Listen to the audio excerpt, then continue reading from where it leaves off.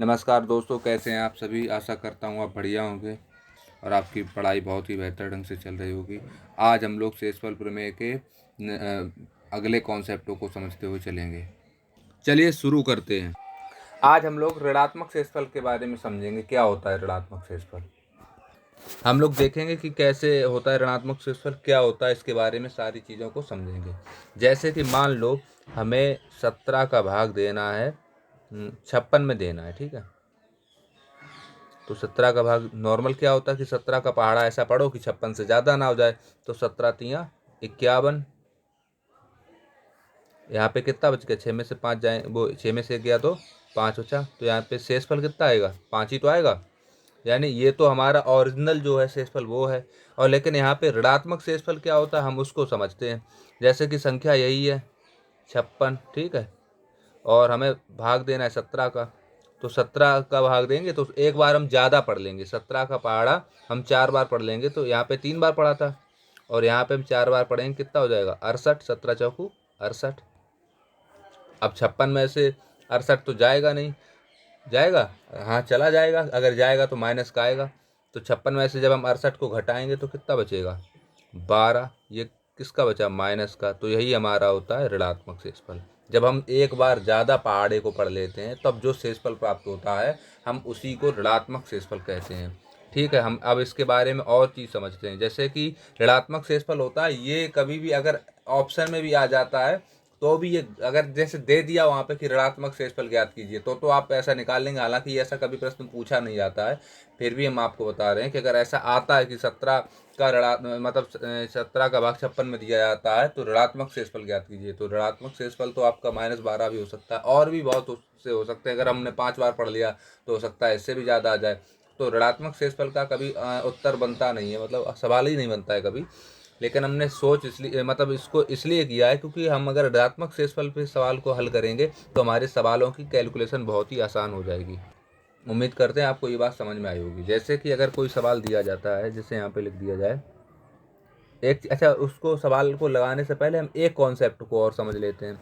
जैसे यहाँ पे दिया जाए 56 प्लस 15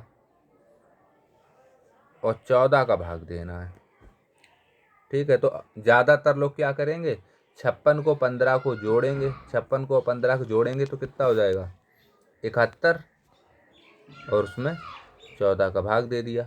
यही तो करेंगे और अमूमन लोग यही करते भी हैं, हम लोग भी ये पहले करते थे। लेकिन चलो ये छोटी संख्या थी, कैलकुलेशन आसानी से हो गई। और 14 का मान लो 71 में भाग दिया तो कितना आ जाएगा 14 पंजे 70। शेषफल आपसे पूछा जाएगा तो आप बता देंगे 1 आया। ये चलो संख्या छोटी थी तो आपने इसकी आसानी से कैलकुलेशन कर दी। अगर मान लो कहीं संख्या बड़ी होती तब इनको ऐड करते, दोनों को आपस में जोड़ते फिर भाग देते तो टाइम ज़्यादा लगता कि नहीं। कंपटीशन एग्ज़ाम में सबसे ज़्यादा जो कीमती है वो आपके समय की कीमत है। क्योंकि अगर आपने भाई 100 क्वेश्चन आएंगे, कितना भी कम वाला एग्ज़ाम होगा तो 100 क्वेश्चन करने में कम से कम मतलब ज़्यादा से ज़्यादा आपको वो मिनट मिलेंगे तो 90 मिनट मिलेंगे जो अच्छे लेवल के हैं। तो भैया 1 मिनट भी एक सवाल पे नहीं मिलता है। तो हम लोगों को ऐसे काम करना है कि हमारे समय की ज़्यादा से ज़्यादा बचत हो। तो हम अगर इसी सवाल को हम जो आपको बताना चाहते हैं वो ऐसे करते, देखो 14 का भाग जब हम 56 में देंगे तो हमें शेषफल क्या मिलेगा 0, और 14 का भाग 15 में देंगे तो शेषफल क्या मिलेगा 1। तो जो हमें यहाँ पे तो 0 मिला, यहाँ पे 1 मिला, तो ये हमारा डायरेक्ट यहाँ पे उत्तर हो जाता 1। तो यहाँ हम इसको ऐसे भी देख सकते थे, जैसे कि आप समझना चाहते तो ऐसे देख लो। जैसे 14 का भाग हमने जब 56 में दिया, 56 में, तो 14 चौकू 56, शेषफल क्या मिला 0 ही तो मिला। और यहाँ पे हम जब 14 का भाग दे रहे थे कितने में 15 में, तो शेषफल कितना मिल रहा था 1 मिल रहा था। तो यही हो गया। आप चाहें दोनों को जोड़ो, 14 और 56 को और 15 को, तो 71 आएगा। और 71 में जब 14 का भाग देंगे तब भी हमें शेषफल 1 मिलेगा। और जब हम मतलब अलग अलग करके दे लेंगे भाग तो भी हमें शेषफल सेम प्राप्त होगा। तो हम यही कोशिश करेंगे कि अगर कहीं जोड़ वाला हो या गुणा वाला हो तो हम हमेशा वहाँ पे सीधे सीधे संख्याओं में ही भाग दे देंगे। जैसे कि हम आगे समझते हैं उदाहरण के माध्यम से। जैसे दिया जाए कि यहाँ पे लिख दिया जाए 37, ठीक है। हम छोटी छोटी संख्याओं सीखेंगे क्योंकि फिर अगर हमने छोटी संख्याओं सीख लिया तो हम बड़ी से भी आसानी सीख जाएंगे। 37 दिया है प्लस दे दिया मान लो 15 और यहाँ पे दे दिया है 48, ठीक है, और भाग देना है आपको 9 का, ठीक है। अब हम यहाँ पे निगेटिव रिमाइंडर को भी समझेंगे, ठीक है। इसी सवाल को हम निगेटिव रिमाइंडर से भी समझेंगे और हम वैसे भी देख लेंगे कैसे होगा। तो 9 का भाग अगर हम 37 में देंगे तो 9 चौकू 36, यहाँ पे प्लस का 1 बचेगा, प्लस का 1, और यहाँ पे प्लस का चिन्ह लगा, प्लस का लगा दिया। 15 में जब 9 का भाग देंगे तो 9 दूनी 18, 18 तो माइनस का 3 बच जाएगा कि नहीं, बताओ भाई, समझ में आई होगी बात ना। 9 दूनी 18, 18 में से 3 जाएंगे तभी तो 15 बचेंगे, यानी कि माइनस का 3 रिमाइंडर हो जाएगा। वैसे यहाँ पे 48 दिया है तो हम देखो माइनस का रिमाइंडर वहाँ पे लेंगे जहाँ हमें कैलकुलेशन आसानी से हो जाए, मतलब जहाँ पे छोटी से अधिक से मतलब ज़्यादा से ज़्यादा छोटी संख्या में मिल जाए। 9 का भाग जब 48 में देंगे तो 9 पना 45 होता है, तो यहाँ पे हमें रिमाइंडर मिल जाएगा प्लस का 3। बताओ इतनी बात समझ में आई, यानी कि यहाँ पे प्लस का 1, यहाँ पे प्लस का 1, यहाँ पे प्लस माइनस का 3 और यहाँ पे प्लस का 3।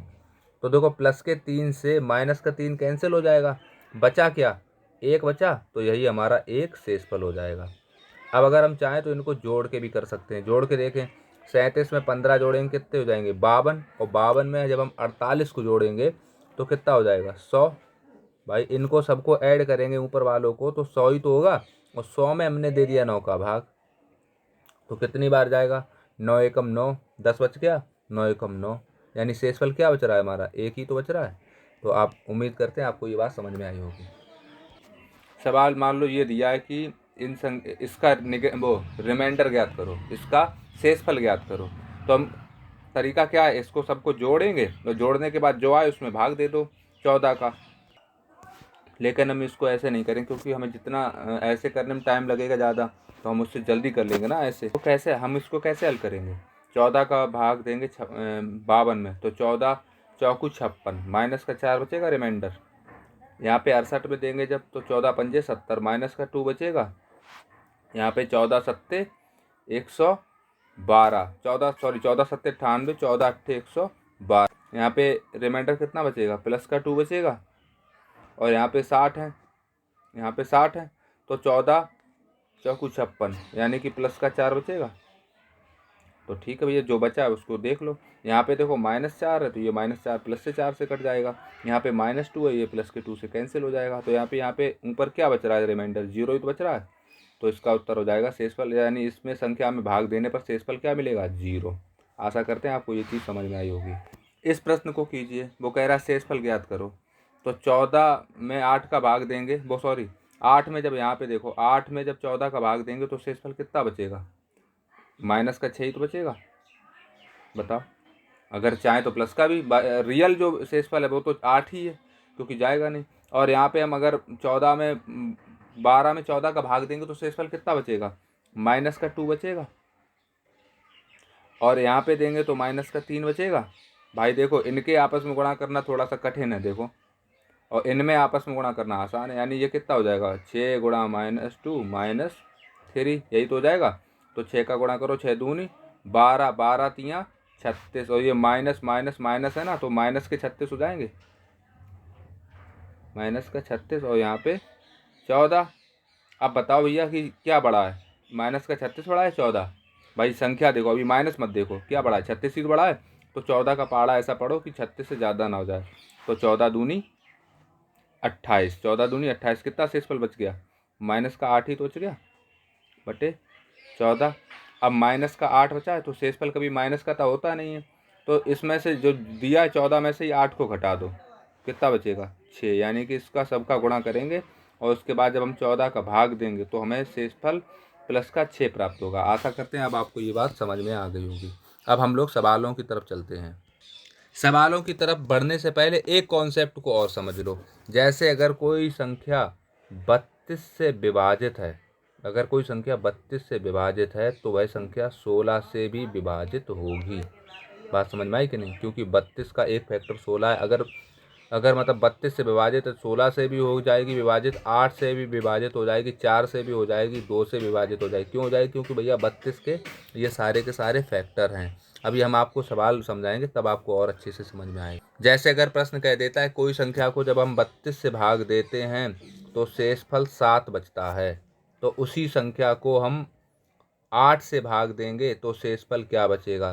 तो एक बात याद रखना कि अगर इस वाली संख्या से ये वाली संख्या पूर्णतः विभाजित है तो जो शेषफल है उसी में इस संख्या का भाग दे दो। जो भी संख्या पूछी जाए अगर वो इससे विभाजित है, जैसे 8 से अगर 32 पूरा पूरा विभाजित है, जैसे अगर आप 32 की जगह पे मान लो 40 दिया होता और पूछा जाता कि 40 से भाग देने पे किसी संख्या का शेषफल 6 बचता है, तो 8 से विभाजित होने पर क्या होगा। तो हम हमेशा ये देखेंगे सबसे पहले कि क्या ये एक दूसरे के मतलब फैक्टर हैं क्या। अगर हैं, अगर 8 से 40 कटता है तो हम सीधे सीधे शेषफल में ही उसका भाग दे देंगे। अब उम्मीद करते हैं आपको ये बात समझ में आई होगी। देखो ये सवाल SSC CHSL में पूछा गया 2021 में। वो कह रहा है कि देखो यदि किसी संख्या को 624 से विभाजित किया जाता है तो शेषफल 53 बचता है। यदि उसी संख्या को 16 से विभाजित किया जाए तो शेषफल क्या होगा। तो हमें सबसे पहले ये देखना है कि क्या 624 16 से विभाजित है, यानी अगर हम 16 का भाग 624 में देते हैं तो शेषफल हमें 0 मिलता है, मतलब विभाजित है, ये देखना है केवल हमको। तो भैया देखो देखेंगे तो क्या होगा, 16 तियाँ 48 कितना बच जाएगा, 16 तियाँ 48 14 बच जाएंगे। 14 का मतलब क्या है, यहाँ पे एक और 4 तो यानी 144 हो जाएगा, यानी 16 निम्मा 144, यानी कि जो 16 से 624 पूरी तरीके से विभाजित है। तो हम क्या करेंगे, सीधा 16 का भाग 53 में दे देंगे। जैसे यहाँ पे 53 में देंगे 16 का भाग, तो जो शेषफल आएगा वही हमारा उत्तर हो जाएगा। तो 16 का भाग जब हम 53 में देंगे, 16 तो यहाँ 48, शेषफल कितना बचेगा, 5 ही तो बचेगा, यानी कि इसका उत्तर हो जाएगा 5, यानी ऑप्शन कौन सा, ए वाला ऑप्शन सही हो जाएगा। आशा करते हैं अब आपको ये भी कॉन्सेप्ट समझ में आ गया होगा। अब हम लोग सवालों की तरफ बढ़ते हैं।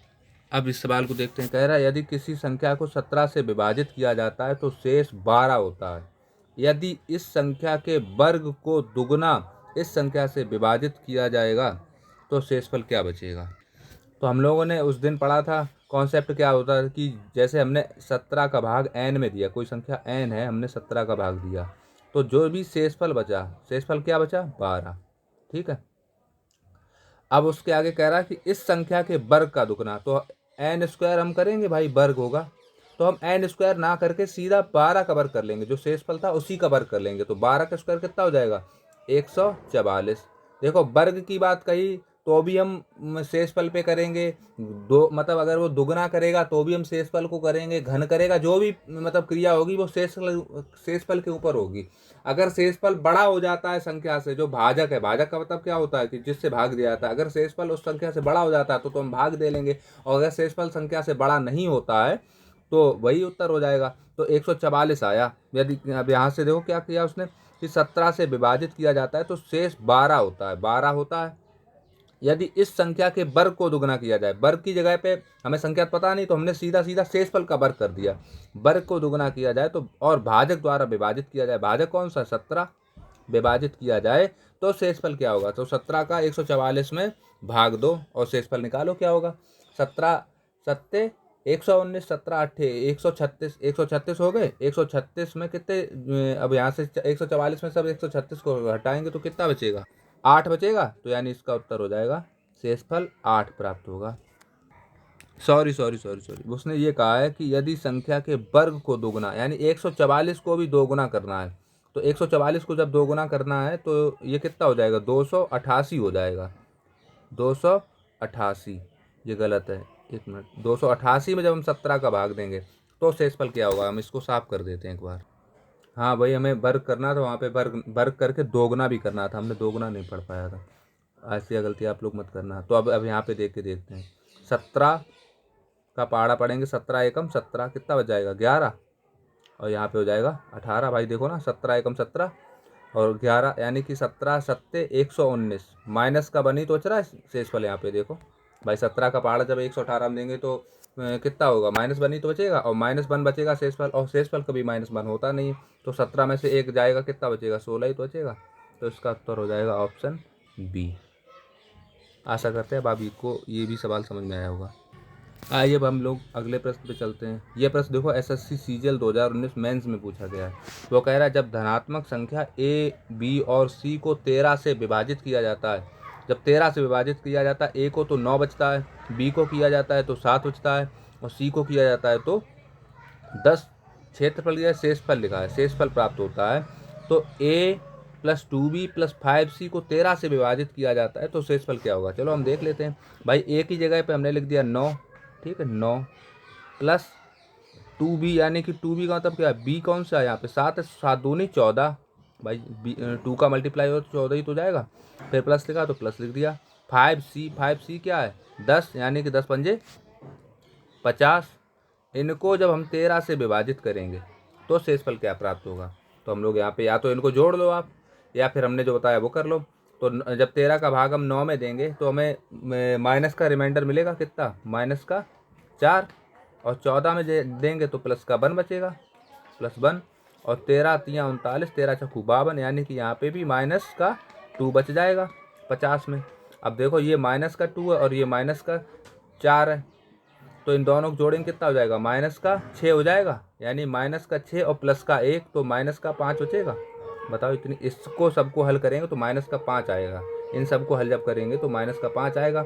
और बटे में क्या है 13, तो 13 में से जब हम 5 को घटा देंगे तो कितना बचेगा भाई, क्योंकि रिमाइंडर कभी भी माइनस में नहीं होता है, तो माइनस है तो घटा देंगे, घटाएंगे तो कितना बच जाएगा, 13 में से जब 5 जाएगा तो 8 बच जाएगा। यही हमारा उत्तर हो जाएगा, यानी ऑप्शन डी। आशा करते हैं अब आपको ये बात समझ में आई होगी। आप लोग हम एक भी सवाल ऐसा नहीं कराएंगे कि एकदम सरल सरल आए करवा दिए व्यूज़ बढ़ जाए, ऐसे नहीं। हम लोग जो भी लॉजिकल सवाल उन सभी सवालों को पढ़ते हुए चलेंगे। अगर आशा करते हैं आपको ये सब समझ में आ रहा होगा। धन्यवाद। हम लोग मिलते हैं नए टॉपिक के साथ। टॉपिक के आईसी में अब और 1-2 पार्ट आएंगे, क्योंकि हम शेषफल को एकदम बारीकी से पढ़ेंगे, हम ऊपर ऊपर पढ़ के नहीं निकलेंगे, ठीक है। धन्यवाद।